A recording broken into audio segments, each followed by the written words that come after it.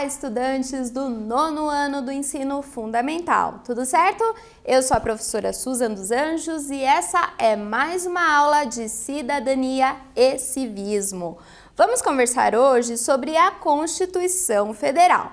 Mas dessa vez vamos conhecer aqueles artigos que dizem respeito ao funcionamento do Distrito Federal e dos territórios. Vamos entender esse conceito de territórios e algumas curiosidades sobre isso. Vamos lá? Começando aqui então com os objetivos da aula de hoje. Apresentar o artigo 32 da Constituição da República Federativa do Brasil, de 1988, que dispõe sobre o Distrito Federal e os territórios. Entender melhor essa discussão, essa localização e a organização tanto do Distrito Federal como dos territórios. Você já sabe que a Constituição Federal é a lei mais importante de nosso país. Nela constam os princípios norteadores para o bom funcionamento do Estado e para que os cidadãos brasileiros tenham uma vida mais digna, mais igualitária e mais justa. Então, a Constituição é uma lei fundamental porque ela dispõe sobre tudo aquilo que é essencial para o bom funcionamento do nosso país e também para que a gente se compreenda melhor como cidadãos e cidadãs. Nossos direitos, nossos deveres, enfim, tudo aquilo que é essencial e que precisa ser conhecido por todos.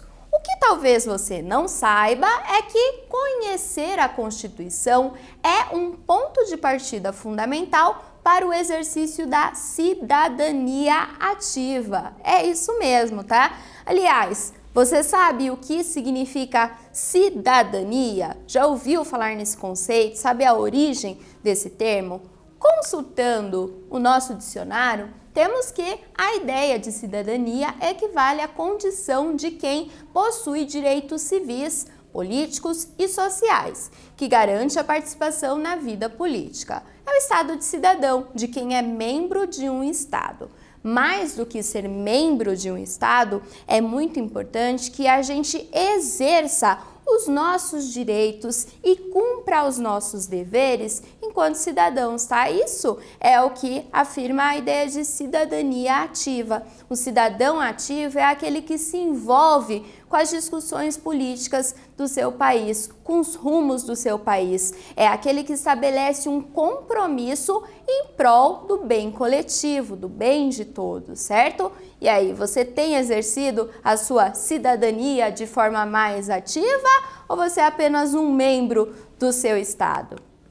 Ser cidadão significa gozar dos direitos e deveres que emanam de uma nação. O exercício da cidadania ativa pressupõe a participação e o envolvimento ativo na vida política de seu país, agindo em prol do interesse coletivo, isto é, do bem comum. Conhecer a Constituição é, então, esse ponto de partida necessário para o exercício da cidadania ativa. Mas não só conhecer a Constituição, precisamos também respeitá-la, né? Conhecimento nos leva a entender a necessidade de tudo aquilo que está disposto na Constituição e a necessidade de estabelecer esse compromisso respeitando tudo o que consta ali. A música Que País é Esse? E aí é uma atividade que eu quero propor para vocês, da banda de rock nacional Legião Urbana, faz duras críticas ao desrespeito aos valores e princípios constitucionais. Na música, ouvimos o verso: ninguém respeita a Constituição, mas todos acreditam no futuro da nação. Na sua opinião, o que este verso representa e qual é a crítica realizada nele? Quero que você reflita um pouco mais sobre essa crítica. E para que você se sinta mais inspirado, dá para você apontar o seu celular para aquele QR Code enquanto responde a questão e ouvir melhor essa música.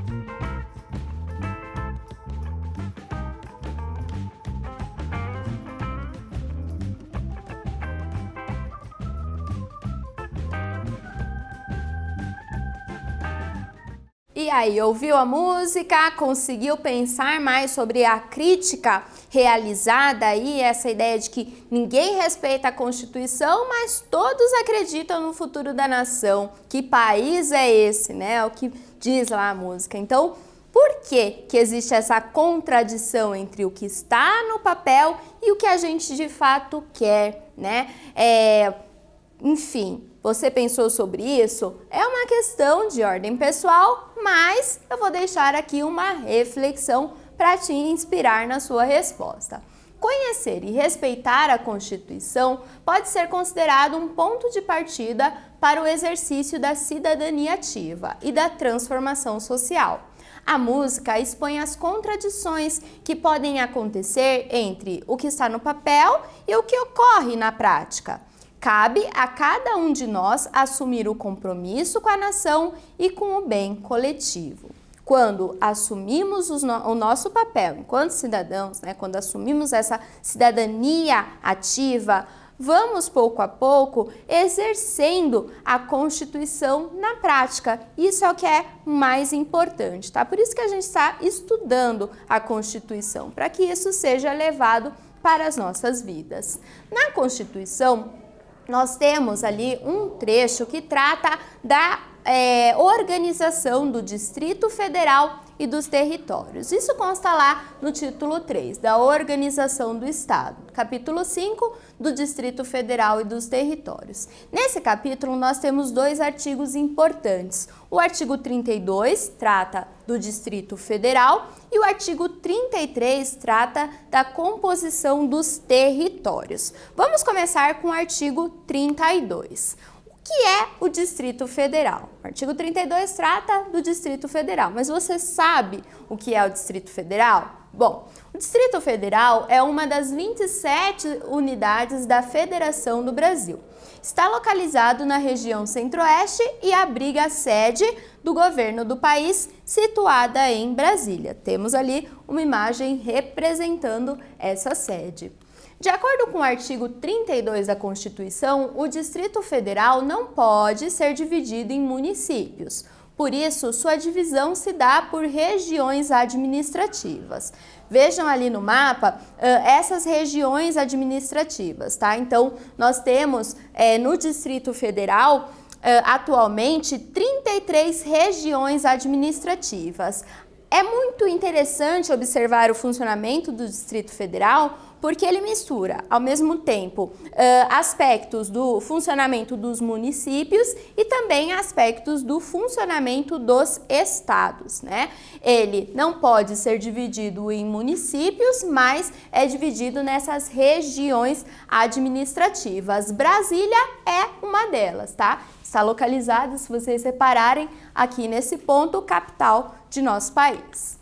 Organização política. Como se dá, então, a organização política do Distrito Federal de acordo com a Constituição? Temos que lembrar que os municípios, eles são organizados a partir, né? Quem gere ali o município?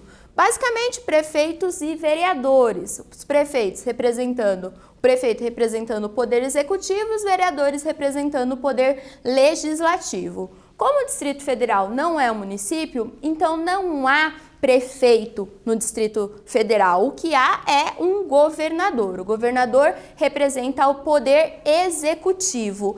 E não há também vereadores, e sim deputados distritais. Esses podem ser eleitos a partir dos 21 anos de idade e representam o poder legislativo no Distrito Federal. Então, já marca aí uma diferença entre o funcionamento dos municípios e do Distrito Federal.